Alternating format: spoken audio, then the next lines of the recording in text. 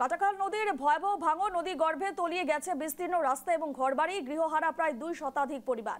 এলাকা ছেড়ে আশ্রয় নিয়েছেন অন্য জায়গায়। আতঙ্কে স্থানীয় বাসিন্দারা। ভয়ঙ্কর এই পরিস্থিতিতেও নীরব বিভাগীয় কর্তৃপক্ষ এবং জনপ্রতিনিধিরা। অভিযোগ এবং স্থানীয় বাসিন্দাদের শীঘ্রই কাটাখাল নদীর ভাঙন প্রতিরোধের ব্যবস্থার দাবি স্থানীয়দের।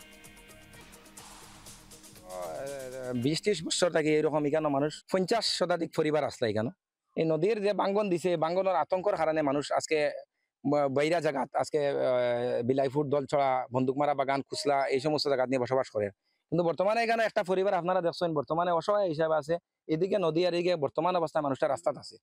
বিগত কতদিন থেকে গেলে ফ্লাড কন্ট্রোল আজকে দেখুন কত কোটি কোটি টাকা ফ্লাড কন্ট্রোল মানে বরাদ্দ হওয়ার, কিন্তু আমার হাইলাকান্দির ফ্লাড কন্ট্রোলের যে খাতগুলা হয় আজকে পূর্ব হাইলাকান্দি সমস্ত এটা দিয়ে কোনো কথা নাই। পূর্ব হাইলাকান্দি সমস্ত জলে ডুবিছে। আজকে তসলা আঙ্কাই লঙ্কাই জল ভাঙ্গিয়া কিন্তু কোটি কোটি টাকা এখান থেকে আত্মসাৎ করা হয়েছে।